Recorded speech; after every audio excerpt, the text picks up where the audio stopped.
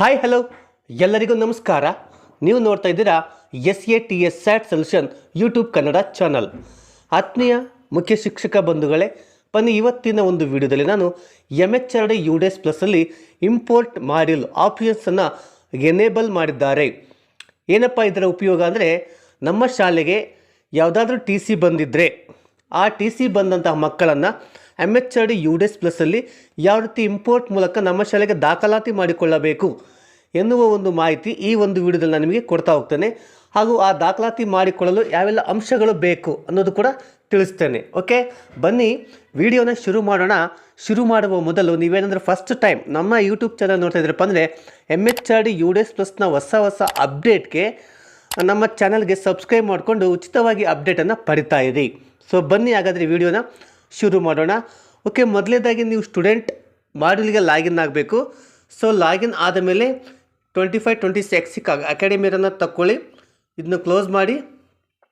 Next ಇಲ್ಲಿ ಕಾಣ್ತಕ್ಕಂಥ menu ಗೆರೆ ಮೇಲೆ ಕ್ಲಿಕ್ ಮಾಡ್ಕೊಳ್ಳಿ. ನೆಕ್ಸ್ಟ್ ಇದರಲ್ಲಿ ಸ್ಟೂಡೆಂಟ್ ಮೂವ್ಮೆಂಟ್ ಆ್ಯಂಡ್ ಪ್ರೋಗ್ರೆಷನ್ ಅಂತ ಇದೆಯಲ್ವಾ, ಸೊ ಅದರ ಮೇಲೆ ಕ್ಲಿಕ್ ಮಾಡ್ಕೊಳ್ಳಿ. ಆಗ ನೆಕ್ಸ್ಟ್ ಬರುತ್ತೆ ನೋಡಿ, ಇಂಪೋರ್ಟ್ ಮಾಡ್ಯೂಲ್ ಅಂತ ಒಂದು ಆಪ್ಷನ್ಸು ಎನೇಬಲ್ ಇಲ್ಲಿ ಇದ್ರ ಮೇಲೆ ಇತ್ತಲ್ವ, ಇಂಪೋರ್ಟ್ ಮಾಡ್ಯೂಲ್ ಅಂತ ಅದ್ರ ಮೇಲೆ ಕ್ಲಿಕ್ ಮಾಡ್ಕೊಳ್ಳಿ.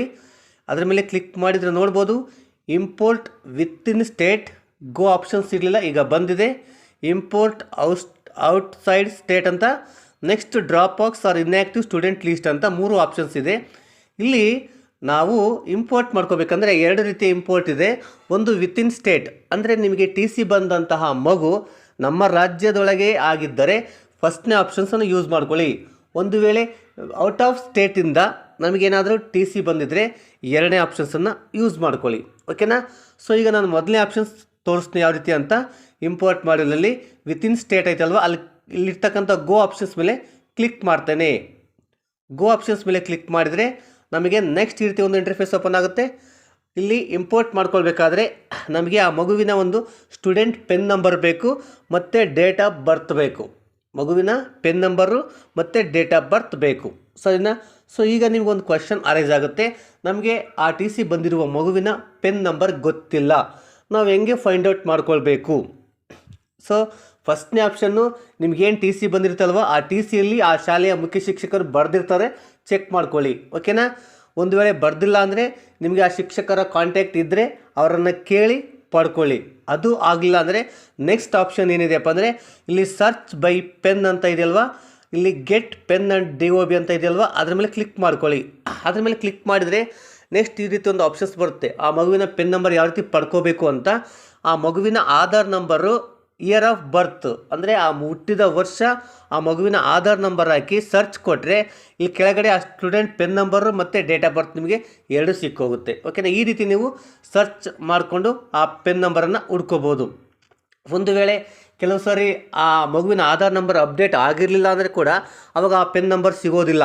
ಅಂಥ ಟೈಮಲ್ಲಿ ಮತ್ತೆ ನಾವು ಪೆನ್ ನಂಬರನ್ನು ಯಾವ ರೀತಿ ಸರ್ಚ್ ಮಾಡ್ಕೊಳ್ಳೋದು ಅಂತ ಅದಕ್ಕೂ ಒಂದು ಆಪ್ಷನ್ಸ್ ಇದೆ. ಇಲ್ಲಿ ಒಂದು ಬ್ಲೂ ಕಲರಲ್ಲಿ ಇದೆ ನೋಡಿ, drop box or inactive student list ಅಂತ, ಅದ್ರ ಮೇಲೆ ಕ್ಲಿಕ್ ಮಾಡ್ಕೊಳ್ಳಿ. ಅದ್ರ ಮೇಲೆ ಕ್ಲಿಕ್ ಮಾಡಿದರೆ ನಮಗೆ ನೆಕ್ಸ್ಟ್ ಈ ರೀತಿಯ ಒಂದು ಇಂಟರ್ಫೇಸ್ ಓಪನ್ ಆಗುತ್ತೆ. ಇಲ್ಲಿ ನಿಮಗೆ ಏನು TC ಬಂದಿರುತ್ತಲ್ವ, ಆ ಒಂದು ಬಂದಿರತಕ್ಕಂಥ ಮಗುವಿನ ಯಾವ ಶಾಲೆಯಿಂದ ಬಂದಿತ್ತು ಆ ಶಾಲೆಯ ಡೈಸ್ ಕೋಡ್ ನಿಮಗೆ ಗೊತ್ತಿದ್ದರೆ, ಏನು ನಿಮಗೆ TC ಬಂದಿರುತ್ತಲ್ವ ಆ TCಯಲ್ಲಿ ಶಾಲೆಯ ಡೈಸ್ ಕೋಡ್ ಇರುತ್ತೆ ನೋಡಿ, ಆ ಡೈಸ್ ಕೋಡನ್ನು ಇಲ್ಲಿ ಹಾಕ್ಬಿಟ್ಟು ನೀವು ಸರ್ಚ್ ಮೇಲೆ ಕ್ಲಿಕ್ ಮಾಡಿ. ಸರ್ಚ್ ಮೇಲೆ ಕ್ಲಿಕ್ ಮಾಡಿದರೆ ಇಲ್ಲಿ ಕೆಳಗಡೆ ಆ ಶಾಲೆಯಲ್ಲಿ ಯಾವೆಲ್ಲ ಮಕ್ಕಳು ಇನ್ಬಾಕ್ಸ್ ಅಥವಾ ಡ್ರಾಪ್ ಬಾಕ್ಸಲ್ಲಿದ್ದಾರೆ ಆ ಮಕ್ಕಳ ಲಿಸ್ಟ್ ಬರುತ್ತೆ. ಸೊ ನೀವು ಯಾವ ಮಗುವನ್ನು ಇಂಪೋರ್ಟ್ ಮಾಡ್ಕೋಬೇಕು ಆ ಮಗುವಿನ ಪೆನ್ ನಂಬರ್ ನಿಮಗೆ ಅಲ್ಲಿ ಸಿಗುತ್ತೆ. ಈ ರೀತಿ ಬೇಕಾದರೂ ನೀವು ಹುಡ್ಕೋಬೋದು. ಒಂದು ವೇಳೆ ನಿಮಗೆ ಡೈಸ್ ಕೋಡು ಗೊತ್ತಿಲ್ಲ ಅಂದರೆ ಇಲ್ಲಿ ಕೆಳಗಡೆ ಸುಮಾರು ಸರ್ಚ್ ಆಪ್ಷನ್ಸ್ ಇದೆ. ನಾವು ಸ್ಟೇಟನ್ನು ಸೆಲೆಕ್ಟ್ ಮಾಡ್ಕೋಬೇಕು, ಡಿಸ್ಟಿಕನ್ನು ಸೆಲೆಕ್ಟ್ ಮಾಡ್ಕೋಬೇಕು, ಬ್ಲಾಕನ್ನು ಸೆಲೆಕ್ಟ್ ಮಾಡ್ಕೋಬೇಕು. ಅಂದರೆ ನಮಗೆ TC ಬಂದಿರುವ ಮಗು ಯಾವ ಶಾಲೆಯಿಂದ ಬಂದಿರ್ತಲ್ವ ಆ ಶಾಲೆಯನ್ನು ಸರ್ಚ್ ಮಾಡ್ಕೋಬೇಕು. ಫಸ್ಟು ಇಲ್ಲಿ ಆ ಶಾಲೆಯನ್ನು ಸರ್ಚ್ ಇದು ಫೈಂಡ್ ಔಟ್ ಮಾಡಿಕೊಂಡು ಇಲ್ಲಿ ಸರ್ಚ್ ಕೊಟ್ಟರೆ ಅಲ್ಲೂ ಕೂಡ ನಿಮಗೆ ಆ ಒಂದು ಡ್ರಾಪ್ ಬಾಕ್ಸಲ್ಲಿ ಇರ್ತಕ್ಕಂಥ ಮಕ್ಕಳು ಬರ್ತಾರೆ, ನೀವು ಬೇಕಾದರೆ ಅದನ್ನ ಹುಡ್ಕೋಬೋದು. ಓಕೆನಾ? ಸೊ ಫಾರ್ ಎಕ್ಸಾಂಪಲ್ ನೋಡಿ, ನಾನು ಇಲ್ಲಿ ತೋರಿಸ್ತೇನೆ. ನಿಮಗೇನಾದರೂ ಆ ಶಾಲೆಯ ಡೈಸ್ ಕೋಡು ಗೊತ್ತಿಲ್ಲ ಅಂದರೆ ಯಾವ ರೀತಿ ನೀವು ಸರ್ಚ್ ಮಾಡ್ಕೋಬೇಕು ಅಂತ ಜಸ್ಟ್ 3 ಲೆಟರ್ಸ್ ಟೈಪ್ ಮಾಡಿ ಸಾಕು, ನಿಮಗೆ ಅಲ್ಲಿ ಸಿಕ್ಕೋಗುತ್ತೆ. ಸರಿನಾ?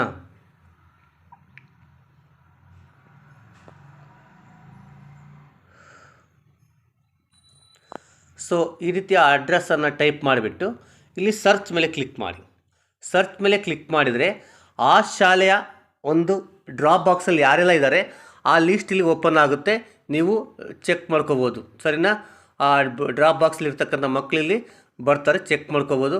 ಸೊ ಇದರಲ್ಲಿ ನಿಮಗೆ ಯಾವ ಮಗು ಬೇಕು, ಯಾವ ಮಗು ನೀವು ಇಂಪೋರ್ಟ್ ಮಾಡ್ಕೊಳ್ಬೇಕು ಅಂತ ನೀವು ಏನು ಮಾಡ್ಬೋದು, ನೀವು ಎರಡು ರೀತಿ ನೀವು ಇಲ್ಲಿ ಆ ಮಗುವಿನ ಪೆನ್ ನಂಬರು ಬರ್ಕೋಬೋದು. ಇಲ್ಲಿ ಸಿಗುತ್ತೆ ನೋಡಿರಿ, ಆ ಮಗುವಿನ ಪೆನ್ ನಂಬರ್ ಸಿಗುತ್ತೆ ನಿಮಗೆ. ಇಲ್ಲಿದ್ದ ಬೇಕಾದ್ರೆ ನೀವು ಪೆನ್ ನಂಬರ್ ತೊಗೋಬೋದು.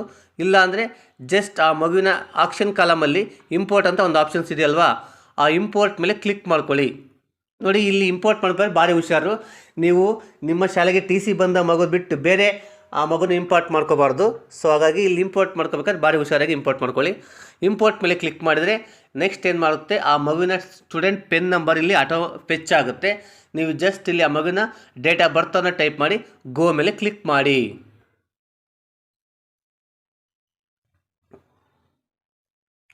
ಗೋ ಮೇಲೆ ಕ್ಲಿಕ್ ಮಾಡಿದರೆ ಸೊ ನೋಡ್ಬೋದು, ಇಲ್ಲಿ ಕೆಳಗೆ ಸ್ಟೂಡೆಂಟ್ ಸ್ಟೇಟಸ್ ಅಂತ ತೋರಿಸ್ತಾ ಇದೆ. ಆ ಮಗು ಸ್ಟೂಡೆಂಟ್ ಸ್ಟೇಟಸ್ ಏನಿದೆ ಡ್ರಾಪ್ ಬಾಕ್ಸಲ್ಲಿದೆ. ಸರಿನಾ? ನೆಕ್ಸ್ಟು ಸ್ಟೂಡೆಂಟ್ ಬೇಸಿಕ್ ಡೀಟೇಲ್ಸ್ ಎಲ್ಲ ಬಂದಿದೆ. ನೀವು ಸರಿ ಆ ಮಗುವಿನ ಬೇಸಿಕ್ ಡೀಟೇಲ್ಸ್ ಎಲ್ಲ ಚೆಕ್ ಮಾಡ್ಕೊಳ್ಳಿ. ಕರೆಂಟ್ ಸ್ಕೂಲಿಂಗ್ ಸ್ಟೇಟಸ್ಸು ಡ್ರಾಪ್ ಬಾಕ್ಸಲ್ಲಿದೆ. ಎಲಿಜಿಬಲ್ ಕ್ಲಾಸ್ ಅಡ್ಮಿಷನ್ನು ಅಲ್ಲಿ ತೋರಿಸ್ತಾ ಇದೆ. ಸ್ಕೂಲ್ ನೇಮು UDS ಕೂಡ ಇಂದು ಅದಕ್ಕೆ ಟ್ಯಾಗ್ ಆಗಿಲ್ಲ ಅಂದರೆ ಯಾವುದು ಅಡ್ಮಿಷನ್ ಆಗಿಲ್ಲ ಅಂತ ಅರ್ಥ. ಸೊ ಪ್ರೀವಿಯಸ್ ಸ್ಕೂಲ್ ಡೀಟೇಲ್ಸ್ ಕೂಡ ಇಲ್ಲಿ ತೋರಿಸುತ್ತೆ, ಸರಿ ಚೆಕ್ ಮಾಡ್ಕೊಳ್ಳಿ. ಇದೆಲ್ಲ ಆದಮೇಲೆ ಇಲ್ಲಿ ಯಾವ ಕ್ಲಾಸ್ ಇಂಪೋರ್ಟ್ ಆಗುತ್ತೆ ಅಂತ ಆಟೋಮೆಟಿಕ್ಕಾಗಿ ಬಂದಿರುತ್ತೆ. ಅದನ್ನ ಸೆಲೆಕ್ಟ್ ಮಾಡಿಕೊಂಡು ಇಂಪೋರ್ಟ್ ಸೆಕ್ಷನ್ ಅಂತ ಇದೆಯಲ್ಲ ಅದ್ರ ಮೇಲೆ ಕ್ಲಿಕ್ ಮಾಡಿಕೊಂಡು ಇಲ್ಲಿ ಸೆಕ್ಷನ್ ಆದಮೇಲೆ ಡೇಟ್ ಆಫ್ ಅಡ್ಮಿಷನ್ ಹಾಕಬೇಕು. ಅಡ್ಮಿಷನ್ ಡೇಟ್ ಹಾಕಿ ಇಂಪೋರ್ಟ್ ಮೇಲೆ ಕ್ಲಿಕ್ ಮಾಡ್ಕೊಳ್ಳಿ. ಸೊ ಇಂಪೋರ್ಟ್ ಮೇಲೆ ಕ್ಲಿಕ್ ಮಾಡಿದರೆ ಆ ಮಗುವಿನ ಹೆಸರು ಬರುತ್ತೆ, ಕ್ಲಾಸ್ ಬರುತ್ತೆ, ನೀವು ಕನ್ಫರ್ಮೇಷನ್ ಕೇಳುತ್ತೆ. ಕನ್ಫರ್ಮ್ ಮೇಲೆ ಕ್ಲಿಕ್ ಮಾಡಿ ಸ್ಟೂಡೆಂಟ್ ಸಕ್ಸಸ್ಫುಲ್ ಇಂಪೋರ್ಟೆಡ್ ಅಂತ ಬರುತ್ತೆ. ಓಕೆ ಮೇಲೆ ಕ್ಲಿಕ್ ಮಾಡ್ಕೊಳ್ಳಿ. ಸರಿನಾ? ಸೊ ಈಗ ಬ್ಯಾಕ್ ಬರ್ತೇನೆ. ಈಗ ಆ ಮಗು ನಮ್ಮ ಶಾಲೆಗೆ ಇಂಪೋರ್ಟ್ ಆಗಿದೆಯೋ ಇಲ್ಲ ಅಂತ ಯಾವ ರೀತಿ ನಾವು ಚೆಕ್ ಮಾಡ್ಕೊಳ್ಳೋದು ಅಂತಂದರೆ ಮತ್ತೆ ಬ್ಯಾಕ್ ಬರ್ತೇನೆ. ಇಲ್ಲಿ ವ್ಯೂ ಸಮ್ಮರಿ ಅಂತ ಇದೆ. ನೀವೇನು ಇಂಪೋರ್ಟ್ ಎಲ್ಲ ಮಾಡಿಕೊಂಡು ನಿಮ್ಮ ಶಾಲೆಗೆ ಎಷ್ಟು ಮಕ್ಕಳು ಇಂಪೋರ್ಟ್ ಆಗಬೇಕು ಆ ಎಲ್ಲ ಮಕ್ಕಳನ್ನ ಇಂಪೋರ್ಟ್ ಮಾಡ್ಕೊಳ್ಳಿ. ಫಸ್ಟು ಇಲ್ಲಿ ವ್ಯೂ ಸಮ್ಮರಿ ಮೇಲೆ ಕ್ಲಿಕ್ ಮಾಡ್ಕೊಳ್ಳಿ. ನೀವು ಯಾವೆಲ್ಲ ಮಕ್ಕಳನ್ನ ಇಂಪೋರ್ಟ್ ಮಾಡಿರ್ತೀರಲ್ವ ಆ ಮಕ್ಕಳ ಲಿಸ್ಟ್ ಇಲ್ಲಿ ನಿಮಗೆ ಸಿಕ್ಕೋಗುತ್ತೆ. ಸರಿನಾ? ಈ ರೀತಿ ನೀವು ನಿಮ್ಮ ಶಾಲೆಗೆ ಯಾವೆಲ್ಲ ಮಕ್ಕಳು TC ಬಂದಿದೆ ಅಂತಹ ಮಕ್ಕಳ ಇದನ್ನು ನೀವು ಈ ರೀತಿ ಏನು ಮಾಡ್ಬೋದು, ಇಂಪೋರ್ಟ್ ಮಾಡಲ್ ಮೂಲಕ TC ಬಂದ ಮಕ್ಕಳನ್ನು ನಿಮ್ಮ ಶಾಲೆಗೆ ದಾಖಲು ಮಾಡಿಕೊಳ್ಬೋದು. ನೋಡಿ, ಆಪ್ಷನ್ಸ್ ಈಗ ಬಿಟ್ಟಿದ್ದಾರೆ. ಈ ವರ್ಷ ಏನೋ ಕೆಲವು ಸಾರಿ ಈಗ ಆಲ್ರೆಡಿ SATS ಅಲ್ಲಿ TC ಆಪ್ಷನ್ನು ತೆಗೆದುಹಾಕಿದ್ದಾರೆ. ಸೊ ಹಾಗಾಗಿ ಆಪ್ಷನ್ಸ್ ಯಾವಾಗ ಬಿಡ್ತಾರೋ ಬಿಟ್ಟಂಥ ಸಮಯದಲ್ಲಿ ಆದಷ್ಟು ಬೇಗ ತಡ ಮಾಡದೆ ಆ ಆಪ್ಷನ್ಸನ್ನು ಯೂಸ್ ಮಾಡಿಕೊಂಡು ಆ ಒಂದು ಆಪ್ಷನ್ಸ್ ಏನಿದೆ ಅದನ್ನ ಯುಟಿಲೈಸ್ ಮಾಡಿಕೊಂಡು ಆ ಕೆಲಸವನ್ನು ಮುಗಿಸ್ಕೋಬೇಕಾಗಿದೆ. ಸೊ ಯಾರೆಲ್ಲ ನಿಮಗೆ TC ಬಂದಿದೆ ಅಂಥ ಮಕ್ಕಳನ್ನು ಆದಷ್ಟು ಬೇಗ ನೀವು ಇಂಪೋರ್ಟ್ ಮಾಡಿಕೊಂಡು ಕೆಲಸಗಳನ್ನು ಮುಗಿಸ್ಕೊಳ್ಳಿ. ಸೊ ಇದಿಷ್ಟು ಮಾಹಿತಿ. ಈ ಮಾಹಿತಿ ನಿಮಗೆ ಇಷ್ಟ ಆಯಿತು ಅಂದ್ಕೊತೀನಿ. ಆಗಿದ್ದರೆ ದಯವಿಟ್ಟು ಮರೀದೆ ಒಂದು ಲೈಕ್ ಕೊಡಿ.